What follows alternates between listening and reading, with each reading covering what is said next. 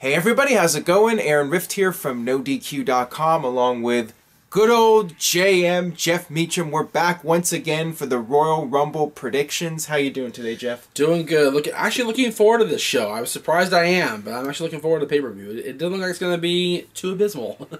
Well, we'll see about that. I mean, the past few years, the Royal Rumble has not exactly delivered. No. Specifically, the Royal Rumble match itself has been a disappointment. Actually, the last 4 or 5 Royal Rumble pay-per-views have not been well received. No, they've not. I was reading your polls on NoDQ. It hasn't been pretty.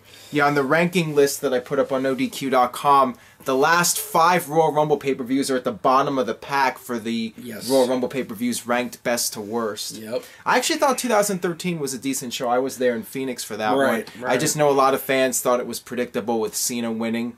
Well, because The Rock won the title, so it was bound to happen. Yeah. So the once in a lifetime became twice in a lifetime. So yeah, but it was totally predictable. Overall, I thought the show was entertaining, though. It was a good show, but you know, the wrestling fans, especially fans that visit your site and people like that, are very jaded. So and they've been jaded because the way WWE's been presenting their product for the last about 5 or 6 years. Yeah, so it makes sense. The big question is, will this year's Royal Rumble pay-per-view be predictable? The pay-per-view overall, I don't know if it will be. I think the match will be. I think it's a... Well, we'll get to the match later. Yeah. But the pay-per-view overall, I think we'll see some decent showings from everybody. And I think that the results may surprise a few people. Well, let's get to the matches here, and then we'll give our final thoughts on it. Let's start off with the Tag Team Titles match. We have the New Day defending against the Usos. Well, the New Day have been champions for the second time since SummerSlam. They've had every conceivable challenger put against them more than once now, including the Usos. Yeah. I think it can go one of two ways. I think the loss of their beloved Francesca can motivate them and bring out their aggressive side, like what happened on Monday. Or the loss of Francesca will devastate them to the point where they'll be so forlorn they won't be able to concentrate on the task at hand in Orlando, and they will lose the titles. Based on those two arguments, I gotta think that neither will be the case, and it'll just be a straight-up loss for the New Day. I think the Usos are finally going to have the New Day's number and win back the Tag Team Championship. Well, that's what I'm thinking, because the New Day have been the Tag Team Champions since SummerSlam. They've had a lengthy reign, and I'm just wondering who's left for the New Day to face. They've really gone through all the tag teams. They beat the Primetime Players, they beat the Dudleys, and, you know, they beat the Lucha Dragons. If they beat the Usos, there's really no other teams for them to face. Yeah, they're going to be a shame man, retire on top. Yeah. You know, what's the point? So you might as well have the Usos win the titles here and then have the New Day try to win back the titles. I would have the Usos win the titles, then have the New Day have a decent showing in the Rumble match itself. That's what I would do. Well, there you go. So I'm going to go with the Usos to win the tag team titles. Even though I love the New Day, I think it's a good time for a title change. Yes, me too. Alright, so moving on here to the Divas Championship match. We have Charlotte with her father, Ric Flair, in her corner, defending against Becky Lynch. And I'm of two minds of this match too. Yeah, it's one of those things where, you know, Charlotte's been champion since September. Champions when she beat Nikki. When she beat Nikki, right, and ended Nikki's record-breaking reign. I don't see Charlotte as another record breaker by any means. She's great. She's one of my favorites right now, but she's not going to break any records. But is Becky really strong enough on her own to sustain a championship run?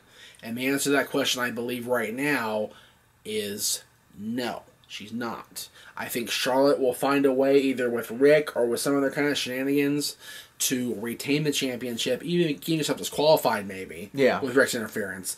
But one way or the other, I think Charlotte's going to walk out of Orlando still the Divas champion. Once again, I agree with you. I think that it's too soon for Becky to win the title, and I feel like Charlotte's finally starting to have some momentum with Ric Flair by her side as a heel now. Right. If I'm booking the territory, if you will, in the next 3 months or 2.5 months, I would do what I talked about with a friend of mine on Twitter last night. I would put Natty against Charlotte in Dallas. Well, there you go. Natty came back to TV Monday. She got the pop of pops because she's Natty. And I would put her against Charlotte in the Divas main event at WrestleMania. Yeah. Well, I'm thinking Charlotte will be champion until WrestleMania. That seems to make sense for the next title change, whether it's Natty or maybe Sasha Banks in the role of the challenger at WrestleMania, or even Paige in the role of challenger. I think that there's other divas that are higher right now on the totem pole than Becky Lynch. Anything but what we saw 2 years ago, whatever that was, where AJ had to face the entire Divas roster and still retain the title.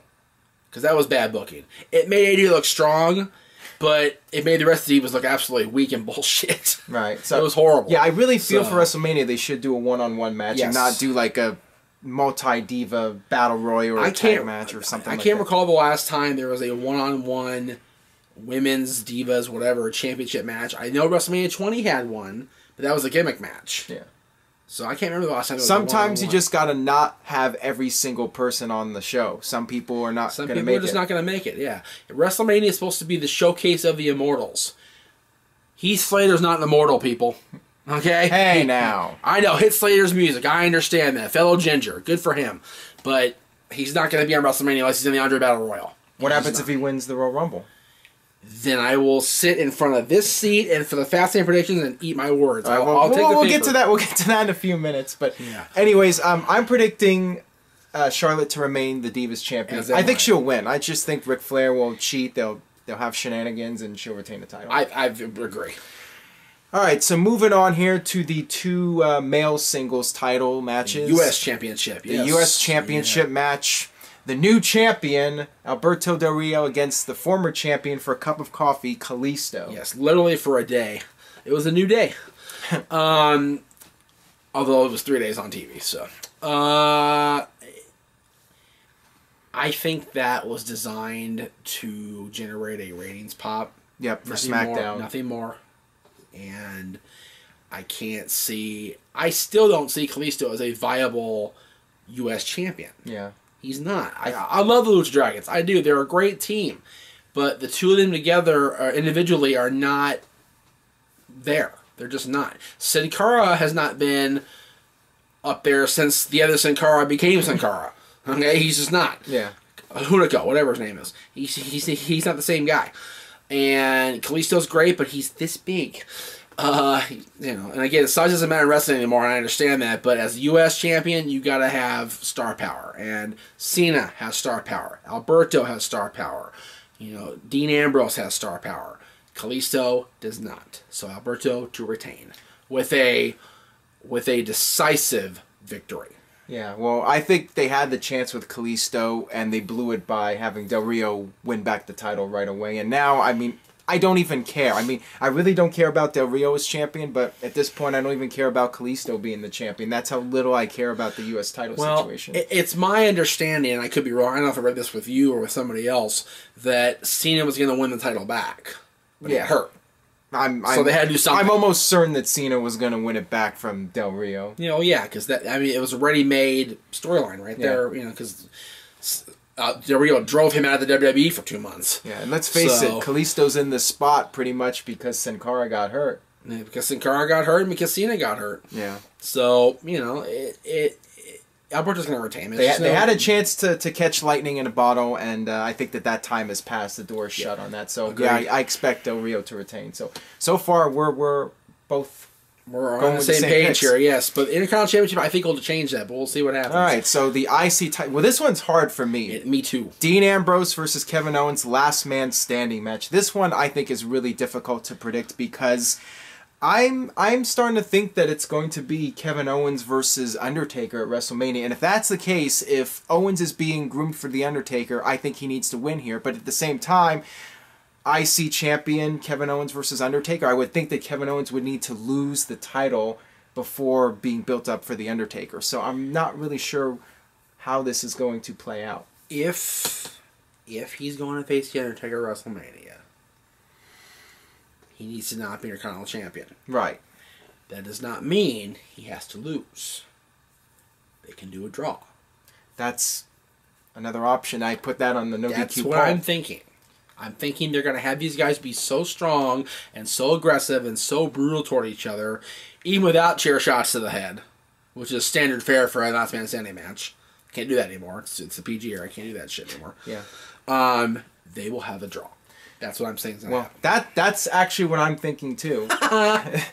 I don't know how this works, but I mean, I don't know. Normally, I'm not a fan of these last man standing matches that end in a no contest. Neither am I. mean, but you know what? Foley and Rock did it really well in '99. Well, they just knocked each other out with all those bumps McFoley took, and then he couldn't answer a 10 count to one chair shot. Well, but it wasn't all bumps to the head. They hit each other in the head with skull fractures with chair because they beat the shit out of each other in that match. Rock hit him with like 10 chair shots at the Rumble. He kept getting up, and he was knocked out. Remember? At the very end, he was knocked out. Yeah, but he kept getting up. I don't know. Well, his head was already all foggy from the previous month. Oh, okay. Well, whatever. But I mean, that's Russo booking. Go with me, people. In general, when people were spending $45, $50 on a pay-per-view, I didn't like those kind of finishes. Well, right, but now we're spending $10. Now I don't really care, and really, I think it's a fair argument to have there be a no contest because I don't feel that Owen should be losing, and at the same time, I don't really feel that he should be IC champion right now. Nor do I think an Ambrose should be losing the Intercontinental champion. Ambrose has not been the strongest booking Intercontinental champion. I think if they do something very credible, like the set falls on them, or they bump into something and there's a big explosion, I think I'd be okay with that, with a no contest. It's got to be a big pop. It can't just be some little piddly shit that they, try to get away with in the concussion-safe PG era. They got to do something big. Yeah. So, yeah, I think that's really your best option at this point, especially if Owens is being groomed for Undertaker. That's why he pays me the big bucks, to get stuff moving. See what happens there? So, once again, we're in agreement on all four of the undercard matches. But I'm curious if you think what I'm thinking is going to happen in the main event. The Royal Rumble match. So, let's look at the possible candidates here. I mean, based off of Raw this week, I mean, in my opinion, there's only two guys that have been announced for the match that I feel have a remote chance of winning, and that's Roman Reigns and Brock Lesnar. You have Chris Jericho. Nobody really takes the guy seriously. One week he's calling the New Day Rudy Tooty Booty, and then all of a sudden you're supposed to take him seriously. Yep. And actually on the NoDQ.com poll for the Rumble predictions, Jericho, last time I checked, had 0% of the votes. Wow.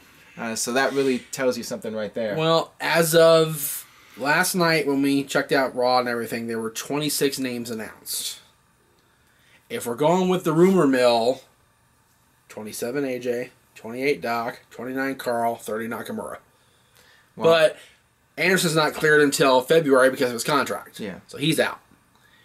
Doc probably won't come without Anderson, so he's out. Nakamura, I think, is clear to go. I think. And AJ's finishing up the Ring of Honor the night before. But he hasn't passed the medical exam yet, as far as we know. So it really does come down to Brock Lesnar and Roman Reigns. And Roman Reigns is starting the night off. He's starting the match at number 1. Now, the last time somebody won from the number 1 spot was He Who Must Not Be Named. Yeah. Wouldn't WWE love to have their reigning, defending, undisputed Golden Boy wipe his memory even further? Yeah. That's going to happen. Roman to win. So you think... I think Roman's going to go coast to coast. Yes, I do. Well... I don't want him to. I want him to lose to somebody, anybody, and then challenge for the title at WrestleMania. But if they can find a way to keep him and Lesnar apart for the duration... Yeah. Until the very end, and have some sort of screw job finish or whatever for Lesnar, then you have Lesnar Reigns 2 to a decisive finish with no Money in the Bank winner to cash in this time at WrestleMania 32. Well, that's definitely a possibility. Let's look at the layout of this match. I mean, with Roman in the beginning, I expect that he'll go through a lot of guys in the beginning, and then eventually he'll start getting overwhelmed a little bit towards the middle of the match, maybe a little bit towards the end. Do some resting while the other guys beat the crap out of each other. Yeah, for a so while. he'll start to get overwhelmed, and then that's when Brock will come out. Brock will clean house. He'll take a dozen people to Suplex City. He'll beat the crap out of a bunch of people. He'll probably eliminate some of the Wyatt family members, maybe all of them.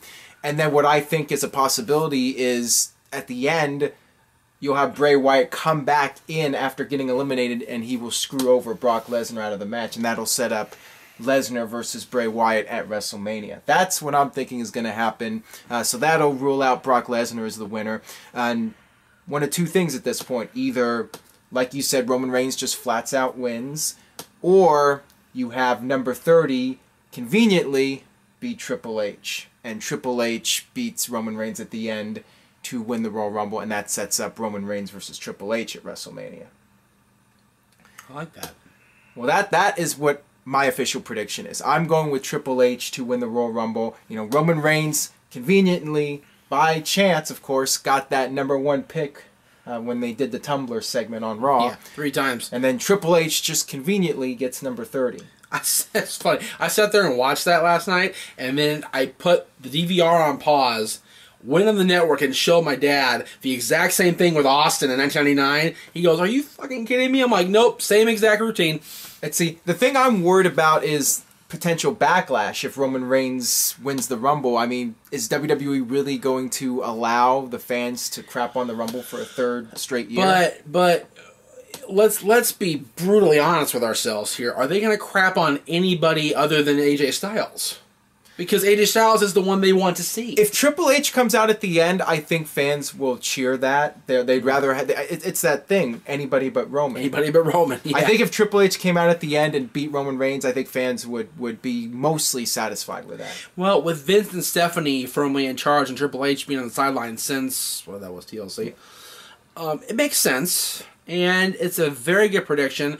I definitely see some sort of shenanigans finish where Roman will not win the match and keep the championship. But my official prediction is they're going to shove him down, all 20 other guys, and come out on top. And that's what the thing is, Roman needs a solid opponent for WrestleMania. So yes, he's going to look strong in this match, but if he wins the whole thing, then who's left for him to face? I mean, I guess Triple H could just show up on Raw the next night, but it would make more sense. It would be as impactful, yeah.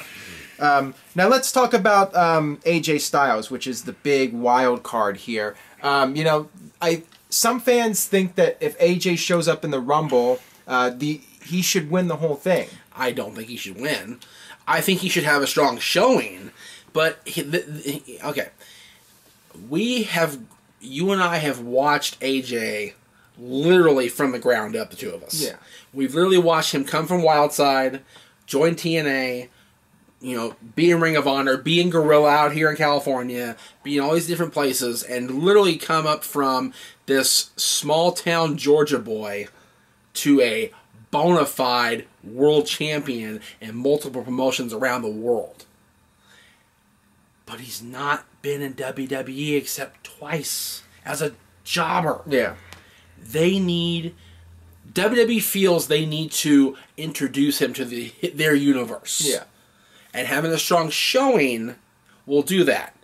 But no way in hell is McMahon going to put his world title on him yet. Now that's the thing. If that did happen, though, that would be the shocker of all shockers. That would get people talking. That would be something very un-Vince to do that. And I think it'd be very Triple H to do, though. That would get the wrestling world buzzing, and it would really it would shake things up big time if AJ Styles won the Rumble. See, if AJ comes into the Rumble match and then doesn't win, I think there's going to be a backlash. I think fans are going to get pissed. They'll see AJ come out, they'll get excited at the idea of him possibly winning, and then he gets thrown out. And then you have the fans. Think if anybody but Roman wins, the WWE Universe will be happy. Maybe. I mean, literally, they'd rather have something like Heath Slater or any of the other social outcasts be champion than Roman Reigns. For MB, yeah. They just despise Roman that much. Yeah. And it's ridiculous. Now here's another dark horse candidate, The Undertaker. They haven't really mentioned The Undertaker on WWE television lately, and if it's true that this year's WrestleMania is going to be his last show, then what better way to go out than him being the WWE champion, defending the title, and perhaps passing the torch to somebody on his way out? What do you think about that idea of Undertaker showing up in the Rumble and winning it? It's a very... You know what? Vince said for so many years at the announce desk that anything can happen in the WWF and WWE. It's time to prove it. It's time to... You mentioned that on Twitter, that, you know, wouldn't it be nice if they actually did that and you had the picture of AJ at WrestleMania? It'd be something Undertaker actually won the Royal Rumble again. He's won it before, and he won the title at WrestleMania that year. It'd be something if he won and became champion, because nobody's done that since Ric Flair. Yeah. So, you know, it'd be interesting to see how this plays out on Sunday. I mean, I'm just hopeful that whatever they come up with, it's something that fans will be satisfied with, and we won't have a situation where the pay-per-view's over and everyone's pissed off. Yeah. So I'm really hoping WWE has a plan this year to put together a show that fans will ultimately be satisfied with the conclusion. I agree. So time will tell. Will the Rumble actually be a show that fans are happy when it's over and people are excited for WrestleMania? I mean, that's the goal, to get people excited for WrestleMania. They booked this show as the beginning of the road to WrestleMania. Yeah. You need to hit the ground running, people. It's as simple as that. Do you think there are going to be any other surprise entrants? I mean, I think maybe Vader might be an interesting surprise entrant. You know, there's been a lot of buzz about him possibly going in the Hall of Fame. Vader's been tweeting all year last year about a comeback, so it very well could be. And he's been posting photos of himself in the gym. You know, he looks to be in good shape. He's getting in good shape. Vader looks good. He looks better than me, that's for sure. I think if any legend comes back, you know, it's going to be Vader if I had to make a prediction. Yeah, I mean, there's always rumors about legends coming back. You know, The Rock, if he didn't have insurance to deal with, he would do it. If there's anybody, but Vader's a very strong possibility. Yeah. So, any other comments you want to add to this? Just that there'll be more discussion like this weekend. If you want to check out Coast to Coast, it'll be on Greg Cherry's YouTube and your YouTube. YouTube.com/NoDQC. Okay, YouTube. There you go. On that one too. You're watching this right now. You're watching this right now. That's right. It'll be on NoDQ. Okay, good. Coast to Coast will be there too. Greg and I will be talking from.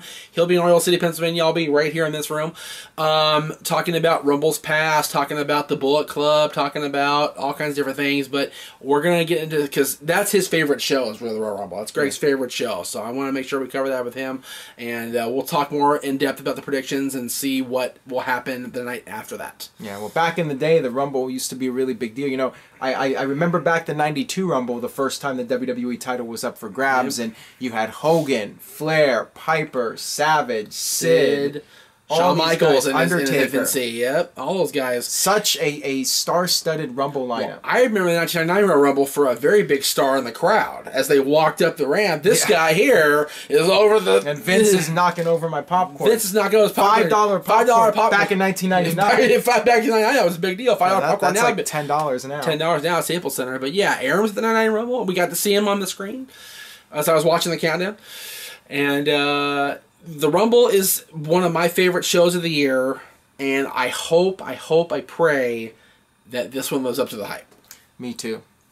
Because it's the first time the title's being defended in the match. Yeah, this should be a really big deal. It should be. And if anything, if the standard status quo of WWE goes, where Roman goes coast to coast and retains... There'd be some serious shit going down. Yeah, but it like you said, it's very much a possibility. It is, and I think it's going to happen. No, so that's the one thing we disagree on, and at least it's a little unpredictable. That there are a few different ways they can go, but you know, I'm really hoping they come up with something creative and satisfying to the fans. Me too. All right, so that'll wrap it up for our thoughts on the Royal Rumble. NoDQ.com has got you covered with all the latest news and rumors. Follow Jeff on Twitter at twitter.com/Jeff Meacham. Instagram too. Instagram. And with that being said, we will see you guys next time.